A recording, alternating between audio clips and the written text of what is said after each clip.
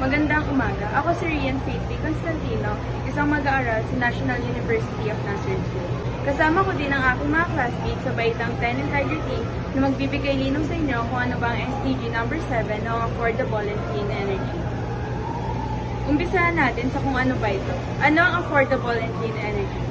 Ito ay ang abot kaya at malinis na enerhiya ay nakatuon sa pagtugon sa pandaigdigang hamon ng enerhiya sa pamamagitan ng pagbibigay ng access sa maasahan, napapanatiling at abot kayang enerhiya para sa lahat. Kinilala nito ang kahalagahan ng enerhiya sa pagpapatakbo ng kaunlaran, pang-ekonomiya, pagpapabuti ng pamatayan ng pamumuhay at pagtugon sa pagbabago ng klima. Ang SDG na ito ay naglalayong pabilisin ang pag-lipat sa malinis sa pinagkukunan ng enerhiya at pahusayan ng kahusayan ng enerhiya upang matiyak ang isang napapantiling at matatag na hinaharap ng enerhiya. Ang akses sa abot kaya at malinis ng enerhiya ay mahalaga para sa pag-aalis ng kahirapan, pagpapabuti ng kalusugan at edukasyon, pagtaguyod ng pag-unlad ng ekonomiya at paglaban sa pagbabago ng klima. Sa pamamagitan ng pagpapalawak ng mga pinagkukunan ng nagbabagong enerhiya at pagtanggap ng mga teknolohiyang mas mahusay sa paggamit ng enerhiya, layunin ng SDG na ito na lumikha ng isang mas napapanatili at patas na sistema ng enerhiya na makikinabang sa kasalukuyan at sa hinaharap na henerasyon. Charles, paano ito makakamit at ma-achieve by the year 2030? Magandang umaga, ako si Charles Oril. Paano nga ba ito makakamit at ma-achieve by the year 2030?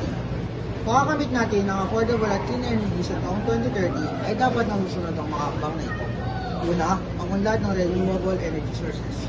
Pangalawa naman ay energy efficiency. Ang pangatlo naman ay pagpapatibay ng energy infrastructure. Pangapat naman ay inobasyon at pananaliksik. Panglima naman ay suporta ng gobyerno at ang panghuli ay international collaboration.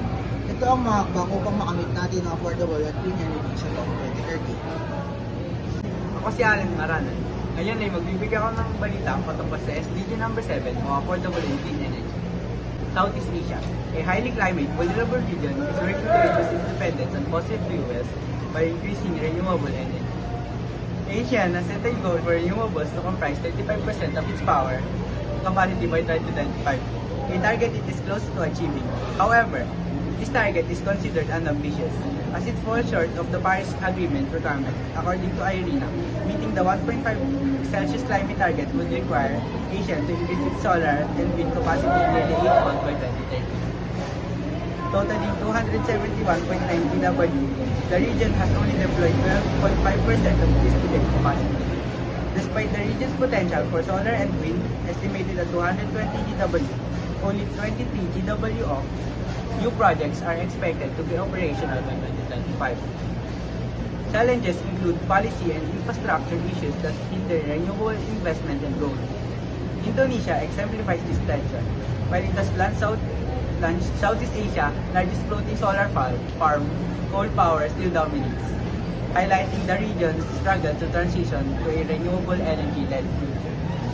Ako si Maris Daza. Paano at ano ang ating mga pwedeng gawin para masimulan magkaroon ng affordable and clean energy?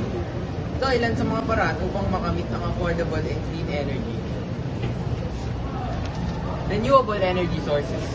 Mag-invest sa sun-powered wind at hydroelectric control. Ang mga ito ay hindi lamang malinis, kundi sa katagalan mas mura rin kumpara sa fossil powers. Energy proficiency. Gumamit ng mga energy-efficient machines at teknolohiya upang mabawasan ang pagkonsumo ng enerhiya. Government arrangements. Suportahan ang mga polisiya at programa ng gobyerno na nagtataguyod ng renewable energy at nag-aalok ng insentibo para sa mga mamamayan at negosyo. Community activities. Mailawak sa mga lokal na proyekto at kooperatiba na nagtataguyod ng malinis na enerhiya. Instruction and mindfulness.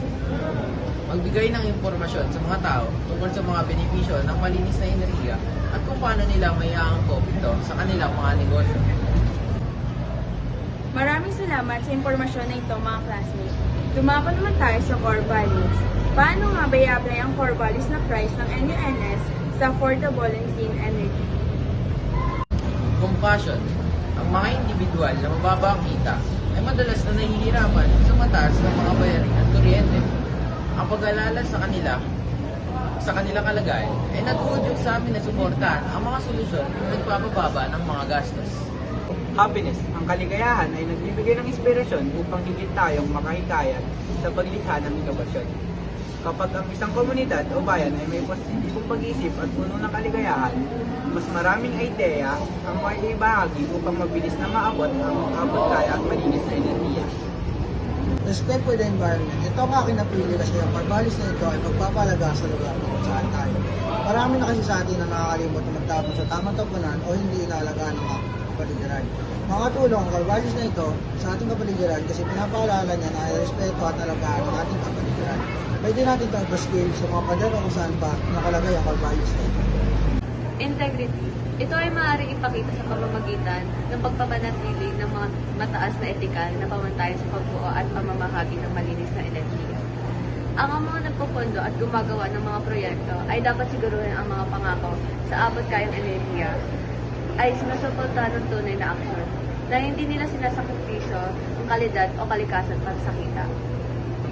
Dapat rin nilang panagutan ang kanilang mga aksyon maging transparent sa paggamit ng likas na yaman at siguruhin ang mga solusyon ay patas at pantay na aabot ng lahat ng tao, lalo na ng mga nasa may hirap na lugar.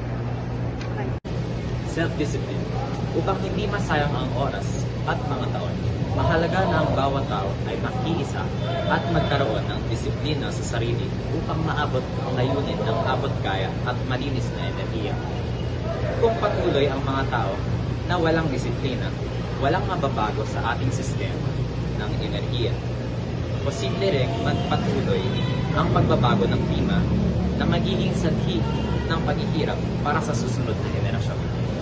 Trailblazer, maaari natin maisabuhay ang pagiging trailblazer sa pamamagitan ng pagpapakita ng mga katangiang hangad sa pagpapahalaga ng kapaligiran sa ating mga kapwa.